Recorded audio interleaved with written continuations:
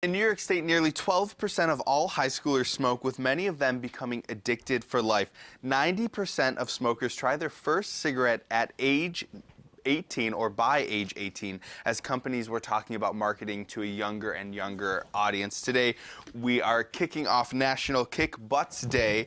It's meant to empower youth to sort of kick the habit before they even start it, or encourage their friends who do smoke to kick those butts to the curb. Today, we're joined by Anthony Bellani of the Erie Niagara Tobacco Free Coalition, and of course, Michael Kahn from the Amherst Youth Consortium. Now, I'm going to turn over our first question to you, Anthony, because we're kind of talking about why it's important to have peers sort of do this on a peer-to-peer basis. So why is this important? Well, I don't, what kid listens to an old guy? So maybe that's the simple and facetious answer. But the truth is, kids really listen to each other, and I've seen the power of Michael's group, the Amherst Youth Consortium. I've seen the power of our own reality check program, where kids are talking to each other, and there's power in listening to each other to do that, and it can't be spoken enough to get kids away from the ubiquitous coverage that tobacco companies have over these stores. They spend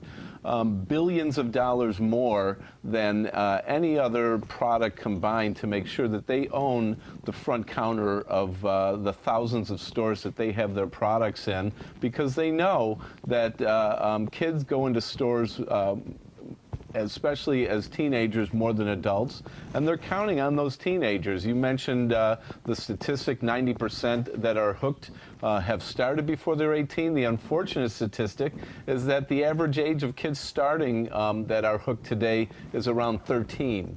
Perfect. Now I want to move over to you, Michael. Now, Michael, what are students and teenagers across Western New York doing for Kick Butts Day? Yeah, well, there'll be about 500 people expected to attend, about 60 exhibits, and we're basically trying to empower young people to take a stand and lead the fight against tobacco use. Kind of one of our features and one of my favorite things is this aging software, which would basically yourself, and they can calibrate what you will look like if you smoke and what you will look like if you don't. It's actually kind of remarkable the effect that tobacco has on the aging process, especially kids, I think, will be interested in that. Now, Michael, you're closer to this peer group than a lot of people are. So is this a problem amongst your friends and your peers? Are you really seeing a lot of people tackle addiction at a very early age when we're talking about cigarette use? Yeah, definitely. I mean, while schoolyard bullying and illicit drug use may go into the headlines, youth smoking will claim the lives of over 279,000 young people living today under the age of 18 in the state of New York. 12% of high school students, or the equivalent of 107,000 kids,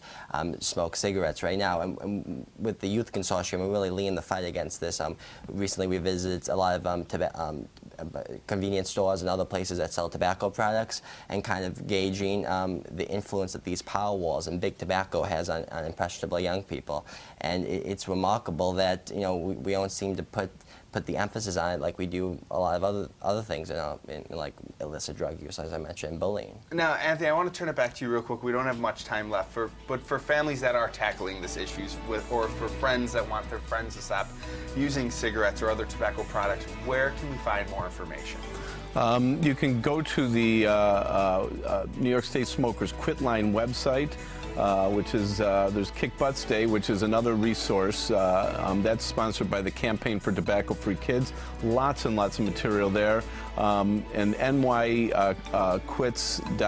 I believe it is, for the New York State Smokers Quit Line. Lots and lots of material on how to quit. All right, thank you two both for joining us today.